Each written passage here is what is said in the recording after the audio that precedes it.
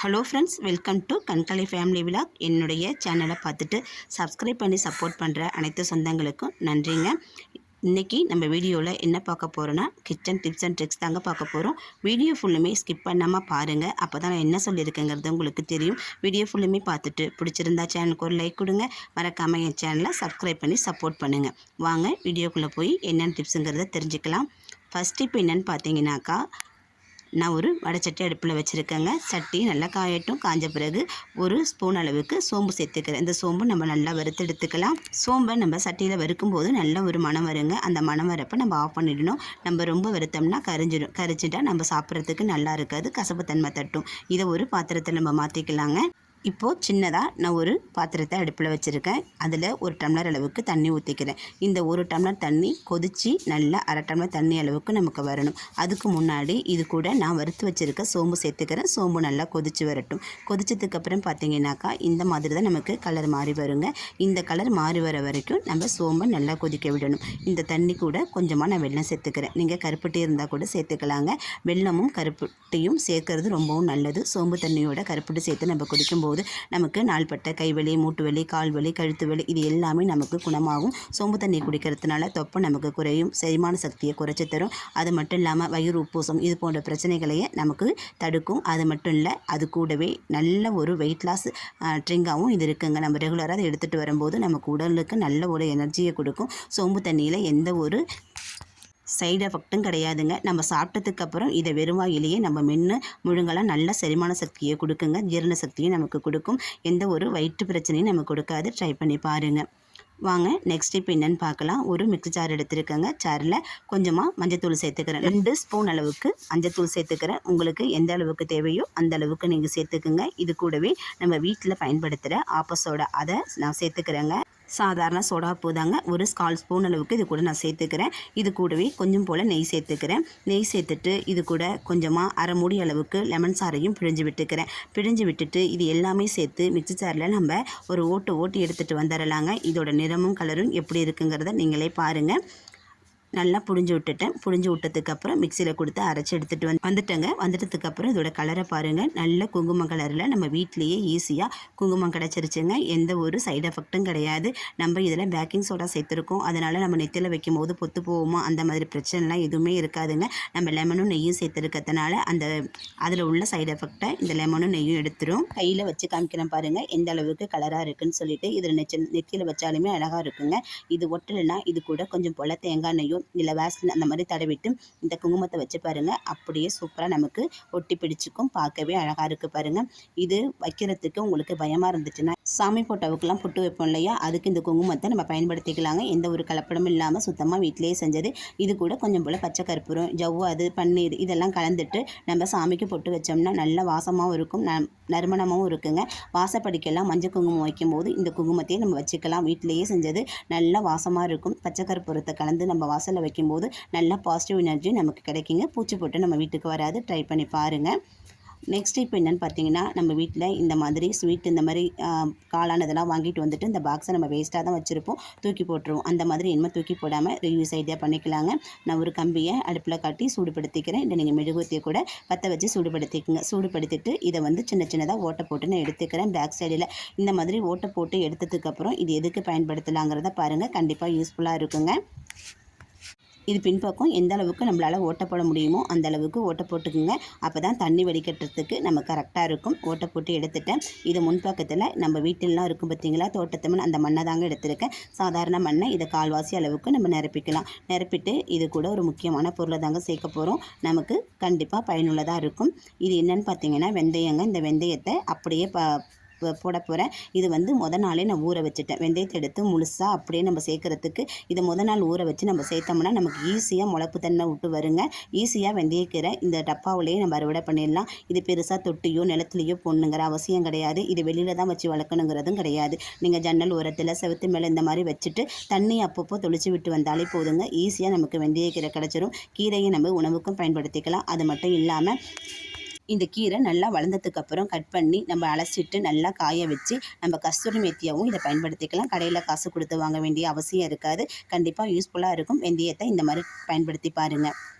Next இப்போ என்னென்னு பார்க்கலாம் வாங்க. நம்ம எல்லார் வீட்லேயும் காஞ்ச மிளகாய் வாங்கி வச்சுருப்போம். வாங்கி அப்படியே ஸ்டோர் பண்ணிட்டோம்னா நமக்கு அப்பப்போ எடுக்கிறது பயன்படுத்துறதுக்கு கஷ்டமாக இருக்கும். அதை காம்பை கிள்ளிட்டு இந்த மாதிரி நம்ம கட் பண்ணி எடுத்து ஒரு டப்பாவில் ஸ்டோர் பண்ணி வச்சுக்கிட்டோம்னாக்கா நம்ம தாளிப்புக்கோ சட்னி அரைக்கும் போதோ எடுத்து தாளிக்கும் போது நமக்கு ஈஸியாக இருக்கும். பசங்களை ஸ்கூல் கிளப்பும் போது அவசரமாக வேலை பார்க்கும்போது நமக்கு ஏதோ ஒரு எமர்ஜென்சி நேரத்தில் நம்ம அப்போ தான் எடுத்து காம்பை கிள்ளிட்டு நமக்கு மிளகாயை கிள்ளிக்கிட்டு இருப்போம். நமக்கு நேரமும் நமக்கு வேஸ்ட்டாக போகும். அந்த மாதிரி இல்லாமல் இருக்கிறதுக்கு இந்த மாதிரி ஒரு ஜன்னி கரண்டியில் இந்த மிளகாய் எல்லாத்தையுமே சின்ன சின்னதாக கட் பண்ணி போட்டுருங்க. போட்டதுக்கப்புறம் அதோட விதை எல்லாமே கீழே அழகாக விழுந்துருங்க. நம்ம கையை வச்சு எடுக்கணுங்கிற அவசியம் கிடையாது. விழுந்ததுக்கப்புறம் இதை ஒரு பாக்ஸில் போட்டு நம்ம ஸ்டோர் பண்ணி வச்சுக்கிட்டோம்னா நமக்கு எப்பப்போலாம் தேவையோ அப்பப்போலாம் எடுத்து தாளிப்பு போட்டுக்கலாம், சட்னி அரைச்சிக்கலாம், நம்ம எதுக்கும் பயன்படுத்திக்கலாங்க. கண்டிப்பாக யூஸ்ஃபுல்லாக இருக்கும். நமக்கு நேரமும் மிச்சமாகும். இந்த மாதிரி ஒரு மூடி போட்டு மூடி வச்சுருங்க. ஒரு வாரத்துக்கு ஒரு டைம் இந்த மாதிரி நம்ம ரெடி பண்ணி வச்சுக்கிட்டோம்னா நம்ம கிச்சனில் வேலையை முடிக்க ஈஸியாக இருக்கும். வாங்க நெக்ஸ்ட் இப்போ என்னென்னு பார்க்கலாம். நெக்ஸ்ட் இப்போ என்னென்னு பார்த்தீங்கன்னாக்கா இந்த மாதிரி விதைகளை நம்ம கீழே தூக்கி போட்டுற வேண்டாங்க. இதை கையாலையும் கூட்டிட்டு எடுத்துடாதீங்க. கையை எரிச்சல் கண்டுடும். நம்ம இந்த மாதிரி துணியை வச்சுட்டு நம்ம கூட்டி எடுத்துக்கலாம். எடுத்ததுக்கப்புறம் இதை வந்து தோட்டத்தில் கொண்டு நம்ம ஒரு ஜாடியில் போட்டு வச்சோம்னா நமக்கு நல்லா முளைச்சி வருங்க. எல்லா விதையும் முளைக்காட்டினாலும் 1 2 முளைச்சி வரும். அந்த முளைப்பு திறன் கொண்ட செடி நமக்கு நாள் போக்கில் நல்ல ஒரு மிளகாயை கொடுக்கும். அதுக்கப்புறம் பார்த்திங்கன்னா இந்த மிளகாயை இந்த மாதிரி ஒரு சின்ன ஒரு வெள்ளை துணியில் நான் எடுத்து வச்சுக்கிறேன். எடுத்துகிட்டு இது ஒரு மூட்டை கட்டிக்கலாங்க. சின்னதாக ஒரு மூட்டை கட்டிட்டு அரிசியில் மாவு இந்த மாதிரி ஜாமான் வாங்கியாந்து வச்சுருப்போம். நம்ம 4 படம் ஸ்டோர் பண்ணி வச்சுருப்போம் இல்லையா, அதில் அந்த மூட்டை கட்டிட்டு கோதுமை மாவு, உளுந்து, பருப்பு இதெல்லாம் எந்தெந்த பொருள்லாம் இருக்குதோ அதில் இந்த மாதிரி போட்டு வச்சுட்டிங்கனாக்கா 4 பட்டை அது வண்டு, பூச்சி, இந்த பூஞ்சை இதெல்லாம் பிடிக்காது. இதோட காரத்தன்மைக்கு வண்டுகள் எதுவுமே அதில் வராது. முக்கியமாக நம்ம ரேஷன் அரிசி வாங்கினோன்னா ரேஷன் அரிசியில் போட்டு வச்சு பாருங்கள், வண்டு கண்டிப்பாக வராது. நெக்ஸ்ட் இப்போ என்னென்னு பார்த்தீங்கன்னா நம்ம காஞ்ச மிளகாய் பல்காக வாங்கி ஸ்டோர் பண்ணுவோம் வீட்டில். அந்த மழை காலத்துலேயும் பனியிலையும் என்ன பார்த்தீங்கன்னா டக்குன்னு இது பூஞ்சை பிடிச்சிரும். அந்த மாதிரி பூஞ்சை பிடிக்காமல் இருக்கிறதுக்கு இந்த டிப்பை ஃபாலோ பண்ணி வச்சுங்க. ஒரு வடச்சட்டி அடுப்பில் வச்சுருக்கேன். அதில் கொஞ்சம் போல் கல்லுப்பு போட்டுக்குங்க. கல்லுப்பு போட்டுட்டு நம்ம வாங்கி வச்சுருக்க மிளகாயை இதில் போட்டு நம்ம வறுத்து எடுத்துக்கலாங்க. இந்த மாதிரி வறுக்கும்போது கல்லுப்பு போட்டு வறுக்கும்போது நமக்கு நெடியேறாது. நம்ம கல்லுப்பு போட்டு வறுக்கும்போது மிளகாயை நீண்ட நாளைக்கு வீணாக போகாமல் இருக்கும். மிளகாயை ரொம்ப காந்த விட்டுறக்கூடாதுங்க. லைட்டான ஒரு கை பொறுக்கிற அளவு சூடு வரும் பார்த்தீங்களா, அந்த சூடு வர வரைக்கும் நம்ம வறுத்தெடுத்துக்கிட்டால் போதும். அந்த மாதிரி வறுத்தெடுத்து ஆற வச்சு ஒரு டப்பாவில் போட்டு நம்ம ஸ்டோர் பண்ணி வச்சுக்கிட்டோம்னா 1 மாதம் ஆனாலும் காஞ்ச மிளகாய் கண்டிப்பாக வீணாக போகாது. அதில் பூஞ்சையும் பிடிக்காதுங்க. ஏன்னா இனிமேலுக்கு வர மழை காலத்தில் வெயில் அடிக்காது. வெயிலில் கொண்டு நம்மளால் காய வைக்கவும் முடியாது. ஈரத்தன்மைக்கு நைப்புத்தன்மைக்கு நம்ம மிளகாய் வாங்கியாந்து இப்படி வச்சுருந்தோம்னா கண்டிப்பாக பூஞ்சை பிடிச்சிரும். அதில் வெள்ளை வெள்ளையாக ஒரு மாதிரி வந்துடும். அதை நம்ம பயன்படுத்த முடியாத சாப்பாட்டுக்கு. இந்த மாதிரி ரெடி பண்ணி வச்சுக்கிட்டிங்கனாக்கா பூஞ்சை பிடிக்காது. இது காஞ்ச மிளகாய் மட்டும் இல்லை, உளுந்து, பருப்பு இந்த மாதிரி பொருளை நிறையா வாங்கிட்டு வந்து நம்ம ஸ்டோர் பண்ணும்போது கல்லுப்பு போட்டு நம்ம வறுத்தெடுத்து கொஞ்சமாக நம்ம வறுத்தெடுத்து நம்ம வச்சுட்டோம்னாக்கா கண்டிப்பாக நமக்கு பூச்சி பிடிக்காது. நீண்ட நாளைக்கு பொருளும் வீணாக போகாமல் நம்ம ஸ்டோர் பண்ணி வச்சுக்கலாம். கண்டிப்பாக பயனுள்ள டிப்பாக இருக்கும். ட்ரை பண்ணி பாருங்கள். நான் ஃபஸ்ட்டு உள்ள மிளகாயை நான் வறுத்து எடுத்துட்டேன். மீதம் இருக்கிற மிளகாயும் நான் கொஞ்சம் கொஞ்சமாக போட்டு வறுத்தெடுத்து நான் ஸ்டோர் பண்ணி வச்சுப்பேன். நீங்களும் இந்த டிப்பை ஃபாலோ பண்ணி பாருங்கள். கண்டிப்பாக யூஸ்ஃபுல்லாக இருக்கும். நம்ம வீட்டில் உள்ள பொருளுமே வீணாக போகாமல் பாதுகாக்க முடியும். வாங்க நெக்ஸ்ட் டிப் என்னென்னு பார்க்கலாம். இந்த மழை காலத்தில் நம்ம வீட்டில் என்ன தான் நம்ம சுத்தமாக வச்சுருந்தாலும் அங்கங்கே ஈரத்தன்மையான வாடை நமக்கு வந்துக்கிட்டே இருக்குங்க. அந்த வாடைத்தன்மை இல்லாமல் இருக்கிறதுக்கு இது போல் ஒரு டப்பா எடுத்துக்கோங்க. டப்பா எடுத்துக்கிட்டு நமக்கு எந்த அளவுக்கு ஹோல்ஸ் போட முடியுமோ அந்த அளவுக்கு குட்டி குட்டியாக 4 பக்கமும் சுற்றி நீங்கள் ஹோல்ஸ் போட்டு விட்டுருங்க. இந்த ஐடியாவை நீங்கள் செஞ்சு வச்சுக்கிட்டிங்கன்னா வீட்டில் கண்டிப்பாக நாள் முழுசும் நறுமணமாகவே இருக்கும். எந்த கெட்ட வாடையும் நமக்கு வீசாது. பாத்ரூம்லேயும் சரி வீட்லேயும் சரி இந்த மாதிரி நீங்கள் ட்ரிக்கை யூஸ் பண்ணி நீங்கள் வீட்டில் வச்சு பாருங்கள். கண்டிப்பாக நமக்கு பயனுள்ளதாக இருக்கும். நான் எல்லாத்துலேயும் ஹோல்ஸ் போட்டு வச்சுட்டு இந்த டப்பாவை நான் எடுத்துட்டேன். அதுக்குள்ளே என்ன சேர்த்துக்க போகிறேன்னு பார்த்தீங்கன்னா கல்லுப்பு தாங்க சேர்த்துக்க போகிறேன். கல்லுப்பு சேர்த்துருக்கேங்க நான். நீங்கள் வந்து இதில் கோலமாவு கூட சேர்த்துக்கலாம். நான் கல்லுப்பு சேர்த்துட்டு இது கூட 10 கிராம்பு சேர்த்துக்கிறேன். நீங்கள் கற்பூரம் இருந்தாலும் சேர்த்துக்கலாம். நான் கற்பூரம் இன்றைக்கி சேர்க்கலை, கிராம்பு மட்டும் சேர்த்துருக்கேன். கிராம்பு வந்து நல்ல ஒரு கிருமி நாசினி, பூச்சிகளை நம்ம வீட்டு பக்கம் வர விடாது. இது கூட ஒரு கம்போட்டு, கடையில் வாங்கின கம்போட்டு தாங்க, 4 ரூபாய். இதையும் அது கூட நான் ஃபுல்லும் சேர்த்துக்கிறேன். சேர்த்துட்டு இது நல்லா கிளறி விடுங்க. இல்லை குளிக்க விட்டுட்டு நம்ம கொண்டு போய் நம்ம துணி அடுக்கி வச்சுருப்போம் இல்லையா, அதுக்கு பக்கத்தில், வாசலில், கிச்சனுக்கு அடியில், சிங்குக்கு பக்கத்தில், பாத்ரூமில் இதிலெல்லாம் வச்சு விட்டுட்டிங்கன்னா அந்த சின்னதாக பூச்சி தொல்லையும் நமக்கு இருக்காது. நம்ம வீட்டில் அடிக்கிற அந்த ஈரத்தன்மையான வாடையும் நம்ம வீட்டில் இருக்காதுங்க. பாத்ரூமில் வச்சாலும் பாத்ரூமும் நாள் முழுக்க நல்ல நறுமணமாகவும் இருக்கும். இந்த கிராம்போட வாடைக்கு பூச்சி எதுவும் வராது. நீங்கள் கற்பூரத்தை போட்டு வச்சிங்கன்னா கற்பூரத்தோட வாடைக்கு இந்த பள்ளி தொல்லையும் நம்ம வீட்டில் இல்லாமல் இருக்குங்க. ட்ரை பண்ணி பாருங்கள். நெக்ஸ்ட் இப்போ என்னென்னு பார்த்தீங்கன்னா, நம்ம எல்லார் வீட்லேயும் இந்த மாதிரி மாவு வாங்கி வச்சு ஜல்லலையில் சலிப்போம். சலிக்கும் போது பார்த்தீங்கன்னா, நாலா பக்கமும் நமக்கு தெரிக்குங்க. தெரிச்சு அதை திரும்பி நம்ம ஒரு துணி வச்சு துடைக்கிற மாதிரி இருக்கும். அந்த பிரச்சனை இல்லாமல் இருக்கிறதுக்கு இந்த மாதிரி ட்ரை பண்ணி பாருங்கள். நமக்கு ஈஸியாக முடியும். நமக்கு துடைக்கிற வேலையும் மிச்சமாகும். ஒரு டம்ளரில் இந்த மாதிரி மாவு எடுத்துக்குங்க. எடுத்துட்டு ஜன்னியை குப்புற கவுத்துக்குங்க. கவுத்துட்டு இந்த மாதிரி நீங்கள் சலிச்சு பாருங்கள். ஒரு மாவு கூட அந்தண்ட பக்கம் இந்தண்ட பக்கம் சிந்தாது. அந்த பாத்திரத்துக்குள்ளேயே சிந்தி இருக்கும். நமக்கு ஈஸியாகவும் நமக்கு சலிச்சு எடுத்துட முடியும். இங்கே பாருங்கள், நமக்கு நேரமும் சேவ் ஆகுங்க.